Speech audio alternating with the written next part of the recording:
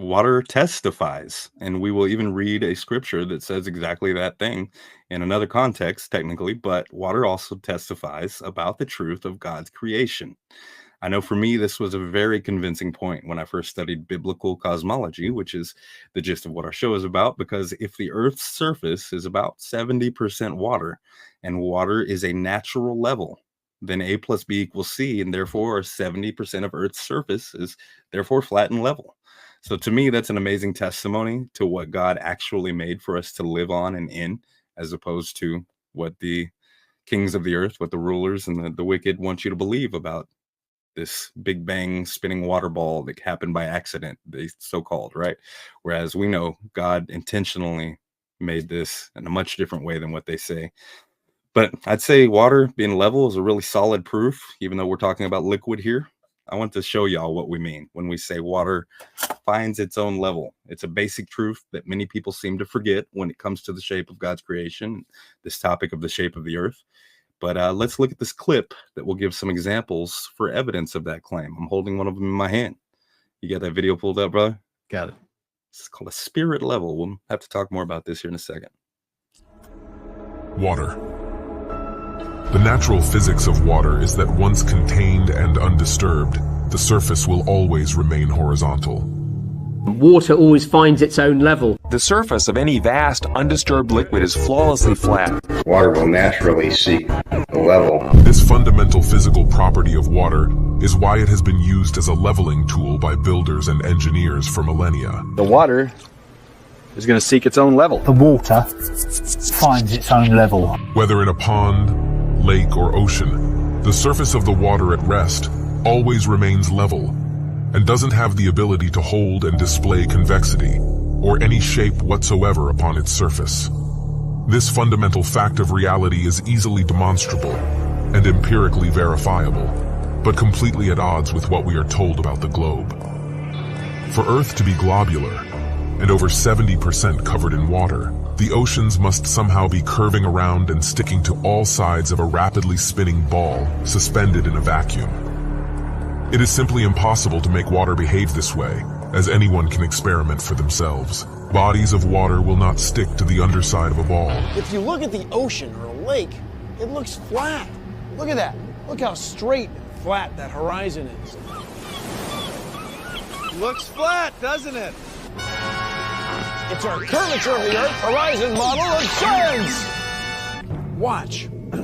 As ships sail away, They don't disappear all at once. no, first, the bottom will disappear. See, the bottom of the ship is gone. Now we can see midway up, and then the whole thing disappears. So people realized that the world is curved. I mean, it's a big curve, but it's curved. So, the process of testing claims, the world is flat, the world is round, is what we call science. Now let's zoom in on a boat that at the moment we can't see. Using a zoom camera, the boat is brought back into view. The technology we now use has caught up with their lies. As you can see, the hull of the boat is slightly hidden, but as we now know, it's not because of any earth curve. And to prove this without a doubt, as I zoom out, you can see a clump of trees which are located the other side of the estuary, around 12 miles away beyond the boat. If the boat was disappearing over the curvature of the earth, then the trees further away would not be visible. Boats or ships that disappear from view is not proof that they are disappearing over the curvature of the earth. When you're looking out over water, there's waves. Well, those waves will block entire city skylines. If this was a wave right near me, if my face was a city skyline, it blocks just the bottom. But if that wave was closer to you, it blocks much more of it. It's all perspective. And I thought I wasn't going to get anything that would beat this until I found this photo from Grandmere State Park. This is from Joshua Nowicki. And what you're seeing here is a mirage. Typically, we would not be able to see this. This image would be viewable from much, much higher in the sky, up in space. The story has been one of the most viewed stories on our website ever. They say my explanation is a cover-up. A cover-up to their belief that this picture is proof the Earth is flat. The one goal I had was to prove that what people are seeing from the other side of Lake Michigan is not a mirage, that they are actually seeing the city. What do you think, Steve-a? I think it's amazing, dude. It certainly did. It's not a mirage, I can tell you that. No. Our focal point was the Sears Tower, which is also known as the Willis Tower, right? Yes, the Willis Tower. The Willis Tower, and we can see it the entire time. We can see it the entire time.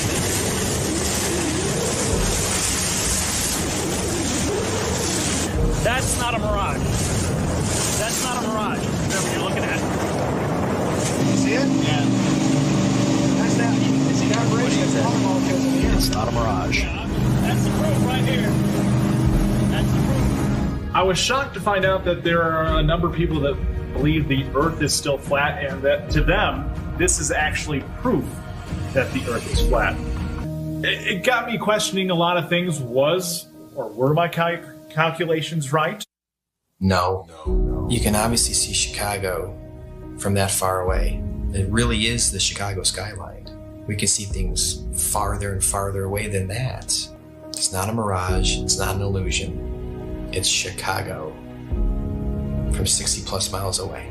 But this will level out, whether it's 2 feet or 100 foot of hose, it's going to seek its level. This can be shown by slowly adding water to one of the columns and watching the water level rise equally on the other columns. The following laser test will prove that there is no globe Earth curvature and therefore no globe. At the Sea of Galilee in Israel, or Palestine if you prefer. For the test, the laser was 3 feet off the water, which would mean the observer would have to be 59 feet to see the source of the laser under the globe. Instead, the observers filmed the laser just a few feet off the water. Not only can you see the source of the laser, but the reflection of the laser on the water unequivocally proves the water has no giant bulge between the laser and the observer. Again, no giant water bulge means no globe. This was my furthest laser test so far, at a distance of 21.03 miles with a laser height of 5 feet. That is a globe hidden height of 223 feet. At just 5 feet above the water, I filmed the laser source and its reflection, proving the Earth flat. Obviously, it's a direct line of sight to the laser source, over 200 feet of missing curvature. This video comes from the YouTube channel Decimal Z. These tests were conducted at Lake IJssel in the Netherlands. For the longest test ever recorded over water so far, the laser was 24.94 miles away at a height of 9.6 feet. That equals a Earth curvature hidden height of a huge 298 feet. That is almost enough supposed curvature to entirely hide the Statue of Liberty with its base and foundation included. Breaking the globe, the camera filmed the laser source at just 5 feet above the water.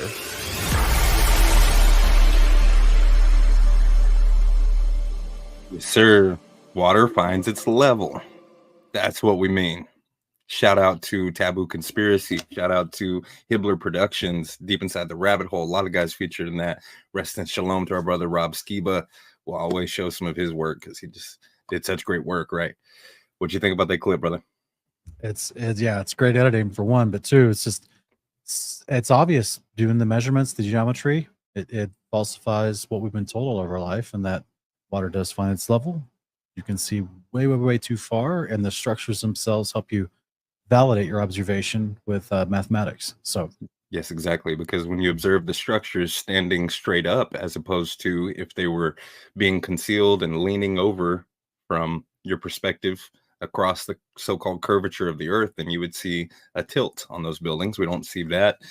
And yeah, when you can reach a laser across 20 to being able to see 20 miles across with a laser, or being able to see Chicago in the distance over 60 miles, that would prove that that body of water between point A and point B is perfectly level on its surface. Right. And yeah, a lot of people would say, oh, that's too small of a distance. The Earth is much bigger than you think, blah, blah, blah. Earth's only said to be 25,000, give or take, miles in circumference. And therefore, there would be a measurable curvature. We've talked about this in great length. In season 1, we did a whole episode on curvature and Where is it? Where is the curve? Yeah. Is the name of that episode. Was it episode 5? Yeah, Episode it 5, was. yeah. So the water testifies in this way of the creation, the truth of it and its level nature. And here's some proof that water is level aside from just a video. We'll go through these real quick. Would you read the first 7? Sure. Frozen lakes, they have no convexity. And so we've seen an example of this 395 miles long with Lake Baikal. Is that the one in Russia? I I believe. believe so.